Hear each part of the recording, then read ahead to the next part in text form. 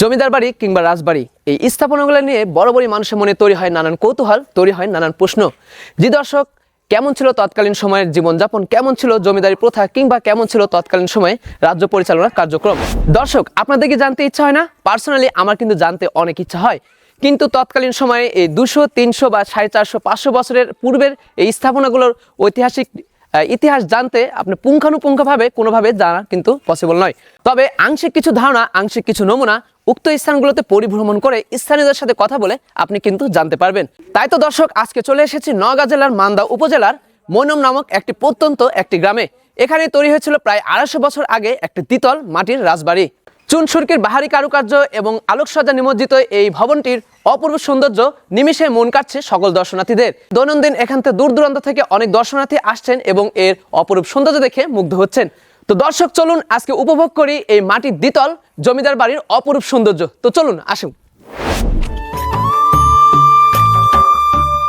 প্রত্যন্ত গ্রামের মাঝে দৃষ্টিনন্দন একটি মাটির রাজবাড়ি। চুন সুরকির বাহারি কারুকার্য এবং আলোর ঝলকানিতে দোতলা এই রাজবাড়িটি এখন সবার দৃষ্টি কাড়ছে।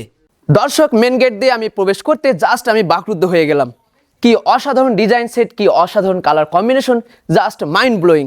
বর্তমানে বাড়ির মালিক আসকার ইবনে সুলতান শান্ত বলেন, 1823 সাল নাগাদ জমিদার সারদা প্রসাদ রায়ের বাবা পাল বংশের কাছ থেকে একটি মাটির বাড়ি খরিদ করেন। সেই সময় জমিদারির প্রায় সকল কার্যক্রম চালানো হতো এই বাড়ি থেকেই। সেই সময় রাজা জমিদার খুব বেশি বিনোদন প্রিয় ছিল। সেই আমোদ প্রমোদে বিভিন্ন অঙ্গনের রঙ্গমঞ্চে স্বাদ নিতে সুদূর ভারত থেকে শিল্পী নিয়ে এসে এই বাড়ির উঠোনেই বসত থিয়েটার, চলতো যাত্রাপালা। এখানে উচ্চবংশীয় এবং উচ্চ বর্ণের হিন্দুদের সাথে পুজোর সময় সংস্কৃতি যুদ্ধ হতো। নওগাঁর মান্দা জেলার মৈনম বাজারের রায়বাড়ির জমিদার বাড়ি এখন আধুনিক মাটির ডুপ্লেক্স বাড়ি। ব্যক্তি মালিকানায় থাকলেও দূর দূরান্ত থেকে পর্যটক আসেন বাড়ির সৌন্দর্য উপভোগ করতে। 2021 সালে রায়বাড়ির বংশধর বুরন রায় এবং বাবন রায় জমি জমা বিক্রি করে নাটোরে চলে যান। বাড়িটি সংস্কারে আধুনিকায়নে শান্ত স্থানীয় আদিবাসী সম্প্রদায়ের কারিগরদের শৈল্পিক কারিগরকে অগ্রাধিকার দিয়েছেন। এমন সৌন্দর্য যেন সকলে উপভোগ করতে পারে তার জন্য পর্যটকদের জন্য উন্মুক্ত করা হয়েছে। বাড়িটির বর্তমান নাম রাইজিং হেরিটেজ প্যালেস, যার স্থাপনাকাল 1823 সাল। বাড়ির দেওয়ালগুলোতে মাটির স্তর দিয়ে নানান শিল্পকর্ম ফুটে তোলা হয়েছে। আসকার ইবনে সুলতান শান্ত জানান, নওগাঁ জেলার নিয়ামতপুর উপজেলার আদিবাসী পল্লী থেকে 80 থেকে 85 বছরের বৃদ্ধ দ্বিজেন বর্মন তার 20 জনের একটি টিম নিয়ে 4 মাস শিল্পকর্মের কাজ করেছেন। পরবর্তীতে তিনি অসুস্থ হয়ে পড়লে স্থানীয় কারিগর দিয়ে প্রায় 2 বছরের সময়ের ব্যবধানে এমন রূপ দিতে পেরেছেন। তিনি আরও জানান, বাড়িটিতে অভ্যন্তরীণ 2টি মাটির সিঁড়ি রয়েছে যা প্রায় 200 বছরের পুরনো। আর সংস্কারের পর বাহির থেকে সকলের চলাচলে সুবিধার্থে সিঁড়ি করা হয়েছে। প্রতিদিন মানুষ আসে মাটির এই ডুপ্লেক্স বাড়িটি দেখতে। স্থানীয় মুসলিম এবং সনাতন ধর্মের বিয়ে বা যে কোনো অনুষ্ঠানে ফটোশ্যুটের এমন আয়োজনও উন্মুক্ত। তবে ছুটির দিন সহ বিশেষ দিনগুলোতে ভিড় বাড়ে। সবাই এসে ছবি উঠায়, ভিডিও বানায়, সেক্ষেত্রে কোনো বাধা নেই, সকলের জন্য উন্মুক্ত করা থাকে সবসময়। বাড়িটির সামনের অংশে পানির ফোয়ারা, বসবার সুব্যবস্থা থাকায় সকলেই যেন সৌন্দর্য উপভোগের সুযোগ সুবিধা পায়।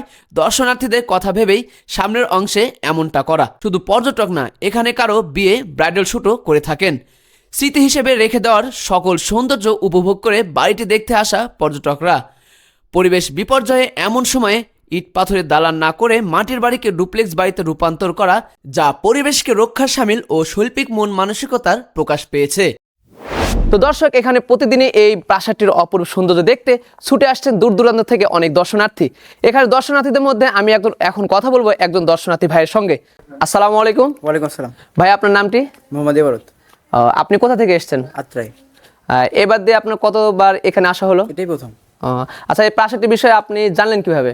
আমার ফ্রেন্ডের আসছিল এর আগে, তো আমার আসা হয়নি, এবার আমি আসলাম। আপনার এখানে প্রথমবার আসলেন, আপনার ফিলিংস কিরকম? মানে দেখলেন যে না আশেপাশের পরিবেশটা আপনার কাছে কিরকম আছে? অনেক ভালো লাগছে। নিরিবিলি পরিবেশ, জায়গাটা অনেক সুন্দর। বা এখান থেকে আরো কোনো আপডেট বা কোনো কিছু করলে আপনার কাছে ভালো লাগতো, এরকম কিছু কি আছে? এরকম বলতে এখানে আরো হয়তো এই ভিতরে যাওয়ার ব্যবস্থাটা করলে হয়তো ভালো হতো। ভিতরে আরো অনেক কিছু আছে হয়তো আমরা যেটা জানি না, বা এটা জানার আগ্রহ আছে, বাট যাওয়া যাচ্ছে না। যে আপনার ভিতরে এখন পর্যন্ত প্রবেশ করতে পারেননি? না, অনুমতি দেয়নি। অনুমতি দেওয়া হয়নি। তো দর্শক, দর্শনার্থী ভাইয়ের সঙ্গে কথা বললে এতটুকু জানতে পারলাম তিনি এসছেন আত্রাই থেকে, এবং তিনি যে এখানে এসছেন এনার পরিবেশ, পারিপার্শ্বিক পরিবেশ, তার ডিজাইন সেট এবং কালার কম্বিনেশন তার কাছে অনেক ভালো লেগেছে, কিন্তু তার কাছে একটি অভিযোগ রয়েছে যে বর্তমানে এই বাড়িটির ভিতরে আমরা প্রবেশ করতে পারছি না। তো বর্তমানে ভবনটির মালিক এস.এম. আসকার ইবনে সুলতান শান্ত ভাইয়ের কাছে আমার একটি বিশেষ অনুরোধ থাকবে, দর্শনার্থীদের জন্য পুরোপুরি বাসাটি যেন উন্মুক্ত করে দেওয়া হয়। চমৎকার এই মাটির প্রাসাদটি দেখে ফিরবার পথে হাতের ডান পাশে স্থানীয় চেয়ারম্যানের নবনির্মিত এই ডুপ্লেক্স বাড়িটিও দেখতে পারেন। খুবই চমৎকার ও বিশাল পরিসরে নির্মাণ করা হয়েছে। তো দর্শক, আজকে ভিডিও এই পর্যন্তই। দেখা হবে পরবর্তীতে নতুন কোনো ভিডিও নিয়ে।